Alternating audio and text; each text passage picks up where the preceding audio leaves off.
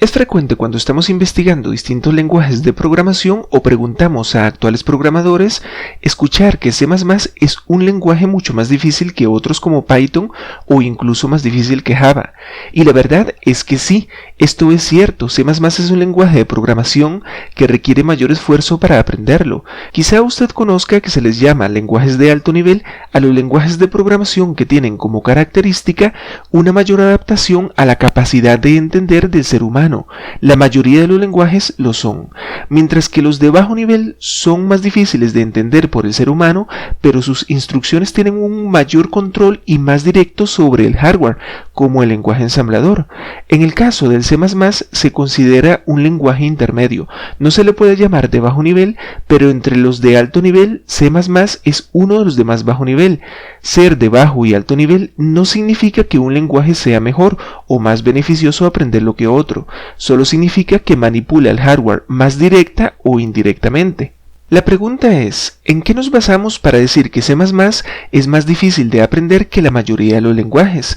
En principio, para escribir un programa en C++ hay que detallar muchas cosas que no se pueden dejar por fuera, porque de lo contrario se produciría un error.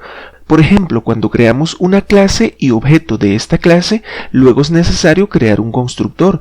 Y si comparamos este procedimiento con Python o incluso con Java, nos daremos cuenta que es más extenso en C++ y que hay que especificar todo con un mayor nivel de detalle.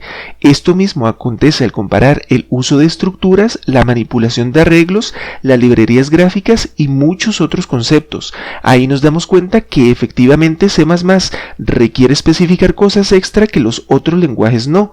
Incluso al momento de crear una simple variable en C++ es obligatorio escribir el tipo de variable que estamos creando, mientras que en Python, JavaScript y PHP no es necesario, porque se asigna su tipo de forma automática. Aún para asignar un nuevo texto a una variable de tipo char en C++ es necesario utilizar una función especial y no se puede mediante una asignación directa, mientras que en los otros lenguajes que he mencionado por ahora no existe este problema.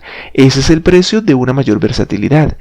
Algunas librerías y métodos para C++ solucionan varias de estas dificultades, pero ese es un tema más extenso. Por ahora lo que me gustaría explicarles es que si alguien está pensando que por el hecho de que C++ sea un lenguaje de programación más difícil de aprender que otros, no vale la pena, bueno, pues eso depende. Depende de usted y sus objetivos en la programación. Ya he aconsejado en alguna ocasión que si usted desea aprender un lenguaje de programación nada más para complementar otra carrera principal, como puede ser química, medicina y cualquier otro tipo de carrera afín, el C++ no es lo más recomendable, sino Python o Java. Por otra parte, si usted quiere ser programador para trabajar en esta carrera, tenga en cuenta que con C++ se puede hacer todo tipo de aplicaciones sin excepción.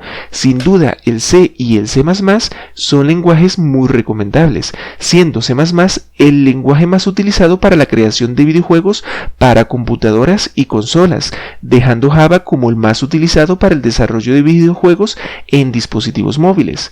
Otra situación donde C y C++ son indispensables es en la creación de software para seguridad informática, por ejemplo los antivirus, donde lenguajes como Python o Java no son viables.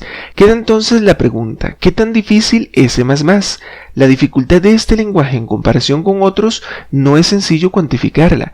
Lo que sí les garantizo es que solo requiere un poco más de tiempo para entender su sintaxis y estructura, y que si elige este como primer lenguaje de programación, luego se sentirá muy cómodo aprender otros lenguajes de programación, pues parecerán muy sencillos en su mayoría, y que posterior a esto, con la práctica y la experiencia, podrá obtener fluidez en el desarrollo de aplicaciones a futuro, sabiendo que el resultado final que produce este lenguaje es muy profesional, recordando también que si no le gusta mucho la programación puede más bien desanimarse al principio por la dificultad mayor de aprendizaje.